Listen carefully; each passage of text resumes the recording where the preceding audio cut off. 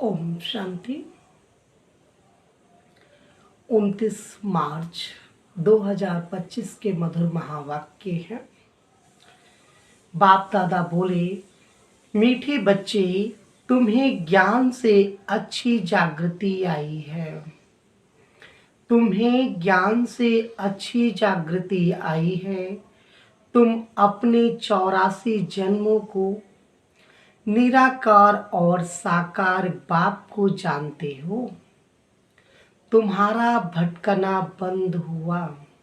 क्या हुआ? तुम्हारा भटकना बंद हुआ। तुम्हें ज्ञान से अच्छी जागृति आई है। तुम अपने 84 जन्मों को निराकार और साकार बाप को जानते हो। तुम्हारा भटकना बंद हुआ। प्रश्न है, ईश्वर की गतमत न्यारी क्यों गाई हुई है? ईश्वर की गतमत न्यारी क्यों गाई हुई है? उत्तर है,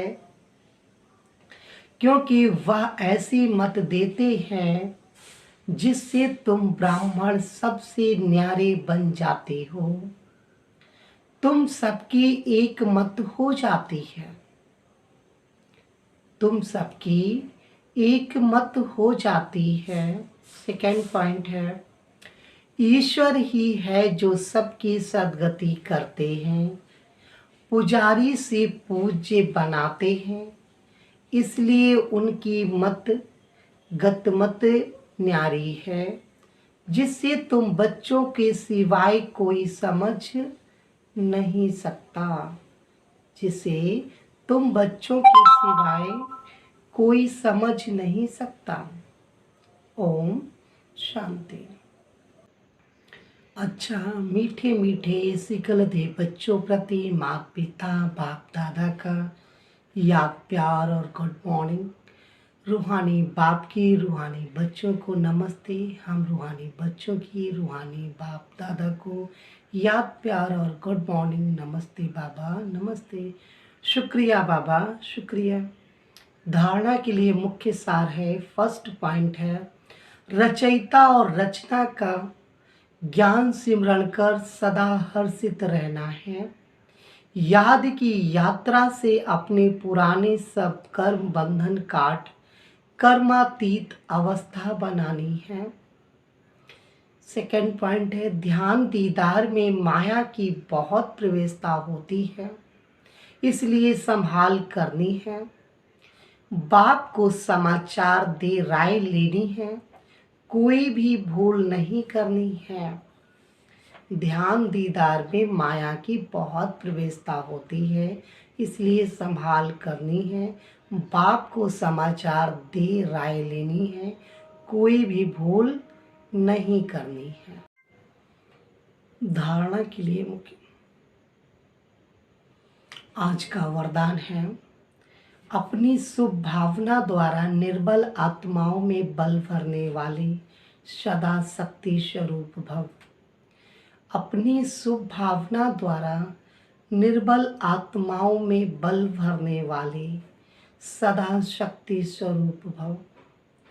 सेवाधारी बच्चों की विशेष सेवा है स्वयं शक्ति स्वरूप रहना और सर्व को शक्ति स्वरूप बनाना, अर्थात निर्बल आत्माओं में बल भरना। इसके लिए सदा शुभ भावना और श्रेष्ठ कामना स्वरूप बनो। शुभ भावना का अर्थ यह नहीं कि किसी में भावना रखते रखते उसके भगवान हो जाओ। यह गलती नहीं करना है कि शुभ भावना रखते रखते उसके भगवान हो जाओ, यह गलती नहीं करना है। शुभ भावना भी बेहद की हो, हद की नहीं। एक के प्रति विशेष भावना भी नुकसानकारक है, इसलिए बेहद में स्थित हो निर्बल आत्माओं को अपने प्राप्त हुई शक्तियों के आधार से शक्ति स्वरूप बनाओ। आज का स्लोगन है, अलंकार ब्राह्मण जीवन का श्रृंगार है, इसलिए अलंकारी बनो, देह अहंकारी नहीं। अव्यक्त इशारे हैं, सत्यता और सभ्यता रूपी कल्चर को अपनाओ। कई बच्चे कहते हैं वैसे क्रोध आता नहीं है, लेकिन कोई झूठ बोलता है तो क्रोध आ जाता है। उसने झूठ बोला, आपने क्रोध से बोला, तो दोनों में राइट कौन? कई चतुराई से कहते हैं कि हम क्रोध नहीं करते, हमारा आवाज़ ही बड़ा है। आवाज़ ही ऐसा तेज है, लेकिन जब साइंस के साधनों से आवाज़ को कम और ज़्यादा कर सकते हैं, तो क्या साइलेंस की पावर से अपने अपने आवाज़ की गति को धीमी या तेज नहीं कर सकते हो? नहीं कर सकते हो? कर सकते हैं ना। तो ये थे आज के अव्यक्त इशारे। ओम शांति। ये थे आज के मधुर महावाक्य। चलेंगे बाबा के पास।